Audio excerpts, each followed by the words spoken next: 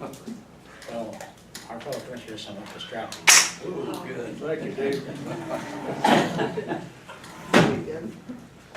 John? There was no rest. I gotta stand up.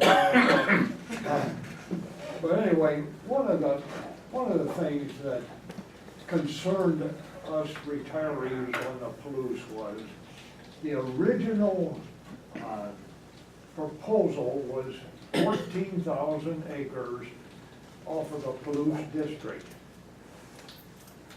The Forest Service, Western Pacific Timber, picked out the acres they wanted. The people in the Forest Service at the higher elevation, at the supervisor's office, knew nothing about how these lands had been managed or the amount of dollars invested by the Forest Service in the public's behalf on the management of the lands. They knew nothing about that. But the 14,000 acres is 10% of the Palouse district. 10%. 145,000 acres within a 450,000 acre administrative boundary. Now, when you start losing 10% of your district, how long will the district be viable? So maybe a small portion of that is in Latah County, but the Latah County residents use that land, that 145,000 acres, for multiple purposes: recreation, hunting, fishing, the whole works.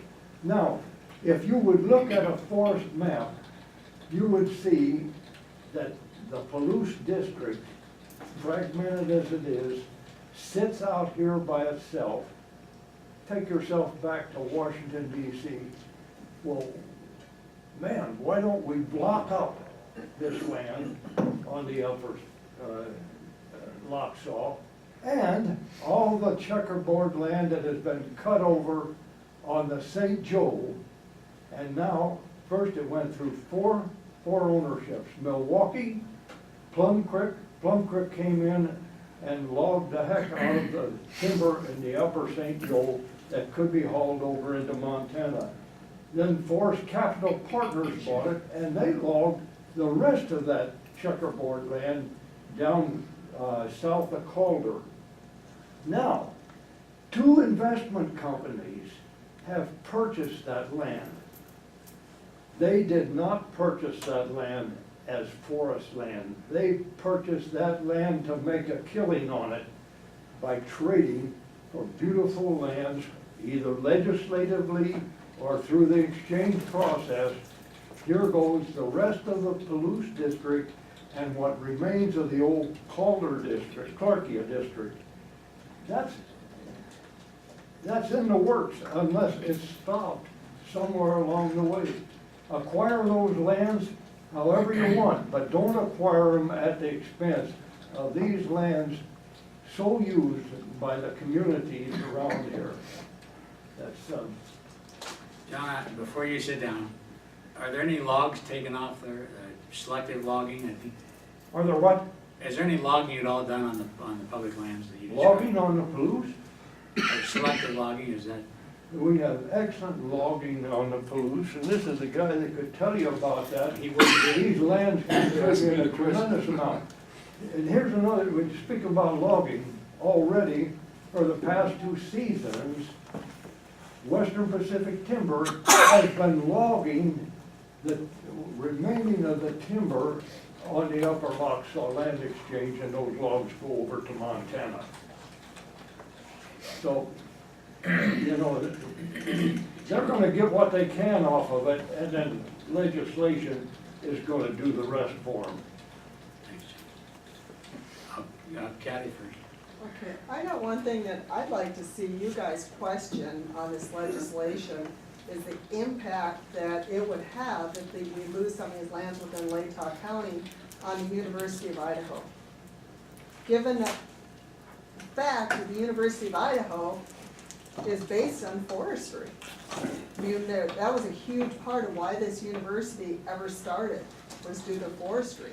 There's people that come from all over the country to become foresters and get forestry degrees here in Moscow. And if it goes legislatively, what would the impact be? It should be a question you guys should be asking Rish and the congressional delegation, what kind of impact is our community and our county gonna have if we lose some of these Forest Service lands? Have you as a private citizen asked those questions to those individuals? I asked those questions in the draft, which will never be responded to if it goes legislatively.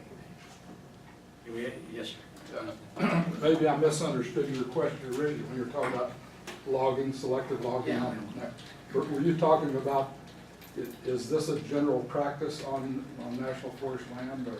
I think that'd be. Yeah, and it is, logging, that was my primary job when I was on the police district. Selectively logging. Well, there is selectively logging, there is clear cutting, there's selectively logging, and I guess your definition of selective logging is I guess I wanted to. individual tree marking or. I wanted to bring out the fact that even though it's public forest land, there are logs coming off there. Yes, Thank you. yes. Yes. And the police district quite often was the big timber district. So one of the uses is, one of the uses of our public forest is to recreate and walk and whatever you want to call it, but also there is log land. Yes. To some degree. Yeah, a very healthy timber. Okay, you've been around long enough. 40 years ago, how many loads of logs came off the Police Ranger District? Well, 40 years ago, that's about when I. When you were working, About when I came. 30 years ago then, Okay, whatever. there was, we were selling about 30 million board feet. How many did you sell the last year you were on? with Less than that, but we were still because of a lot of environmental concern. So it was Yeah, 30, and then how much, what, give But me, we were selling about 20 to 25 million the last few years that I was. so you went from 30 to 20, so about a Yeah. third less? But the rest of the Clearwater Forest 20 minutes. went from, huh? John says, well, he's got a better memory than me. He can't hear, but he's got a better memory. I can't hear very well myself. But anyway, yeah, about 20 million. But we went to a lot of commercial thinning, back in the early part of the last century, had a lot of fire. 1910, does that ring a bell with Yeah. anybody? And a lot of that burnt over land was, in fact, the last couple of years that I was working, we were doing a lot of, putting up a lot of commercial thinning cells. There's a cell, there's an area where you turn off of the Elk River Highway to go to Elk Creek Falls. You stand there in that intersection, turn a 360-degree circle, Yeah, and that's all been logged within the last 15 years. It was commercially thinned, but Yeah. you can't tell it was logged. There's a lot of commercial thinning up in the Cougar Creek, the West Fork of Potlatch, north of Beauville. There was the largest timber sale of the police district was sold there shortly after I retired in 2001. And it had, a lot of that was commercial thinning. It's kind of, you do Right. what you need to do in response to what the timber conditions are. Sometimes it's clear cut, sometimes. Thanks. Did you No. Anybody else? Going once, make it, Tom. I would love to find the information in our records about the Latah County letter and the previous letter and the research that was done and the history of those meetings that they had in 2008, 2009. That was before my time, so Yeah, I I wasn't, really, this was brought up to me. Mr. we'll Chairman. find it. With Jennifer Tom. I'm not necessarily asking you to find that, I just think that You it can would be direct good. your question to Jennifer Tribe and she can find that for you. Okay. That's my job, that's what we do. When Jennifer, Tom, and I were on the commission, we were asked to take a position on the lockstep exchange, and Jennifer refused to have it put on the agenda. We took no position on it, for whatever And reason. I'm hearing these folks who would like, correct me if I'm wrong, gang, but it seems like you'd like very much for us to take a position. No? Well, there's a lot of questions that you need to ask. I think one thing that seems fair, right off the bat, is that we should encourage our legislators to get the EIS process back on track, and not be short-circuited by a legislative solution. And so that's So one thing that's that I a think little would be a fair, that would be That's a request, that's a little. Right, that's a request of a specific, well, if they were asking for input on their legislation, that they being the senators in December, we didn't get it in. But if they're still open to hearing from us, we might be able to say, you know, it seems fair that they would allow the process to continue to go. That was started, what, 6 years ago or 7 years ago? Yeah, I don't think that's unreasonable.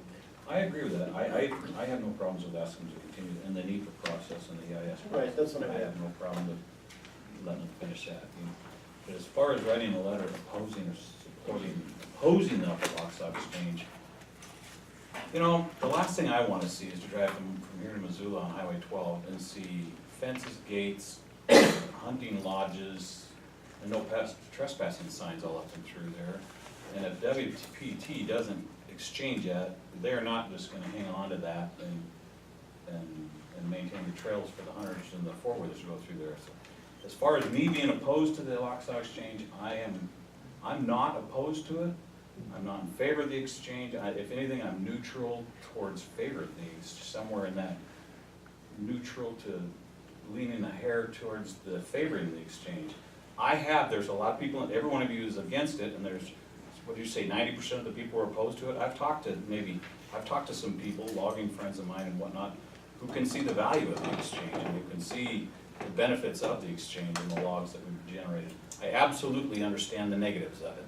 John and Mr. Ballard and everybody, the Palouse Ranger District, I drove thousands and thousands of miles up through the Palouse Divide and hunted and fished and all that up and through there, and I can see the negatives to it, but I can also see the positives to it. So as far as writing a letter opposing the Upper Lockstock Exchange, I don't know if I could sign on to that. I would like to see them finish the process that they started though. I probably need to hang out with you. I haven't had one person, Well, but you know when people. the people I talk to are probably out in the woods cutting lump timber right I have now. talked to, I have a larger friend who think this is a dumb idea. Well, that's what I say. Kind of, What's the that? problem, No, say that again. Or Andy Hawes who wrote it, the draft bill. Oh, I don't know about that. I really don't. So, Who wrote it? I know him, but I was just going to say that I very much appreciate what you have just said about trying to get the process reinstated. I think that would be a wonderful thing, in my opinion, for the commission to do. It just seems to kind of reinsert integrity back into the process, which is what I don't think, unless I misunderstood you guys, I don't think there's any problem doing that. No, and I'd be happy to start working on I'm a little bit, well, I'll just comment on Dave's thoughts about whether we're opposed or in favor of the exchange and us taking a position. I'll say that comment till the end. It's a little troubling to me that Idaho County, we know our fellow commissioners in the state and even out of the state. It's an awkward position for us, me personally, to oppose my fellow commissioners, just out of age. I'm not saying I wouldn't do it, I'm just saying that that's like a little red flag. What do these guys see? It's their county. What do they know that I don't? So there's that. I mean, I wouldn't. The other thing that bothers me is that there isn't an actual bill that defines anything. This is a real nebulous kind of fuzzy thing. And I remember during my 2 campaigns for this office, I emphasized that I'm one person that likes to hear both sides, hear everything that's out there before I make a decision. And I appreciate you being here today, and not to diminish that. But is there anybody out there, like Dave says, that is in favor of it, that I'd like to hear from that perspective? To do that, it would require, and I appreciate you folks being here, David. For us to take an official position, I would want to call it a hearing, which is a little different than a discussion. If you have open mics and all that, you invite, you said 9 times so a lot more people can show up. That would be what I need to proceed as. But as far as having a letter of saying that the process should go forward, I don't think that's a problem. Yeah, I'd be The thing I said I was gonna say to the end is this: we're basically just 3 guys. I think you're giving us way too much credit. This isn't our call. We may or may not be listened to, probably usually aren't. So I didn't want you to get your hopes up. We're great guys, but we're not that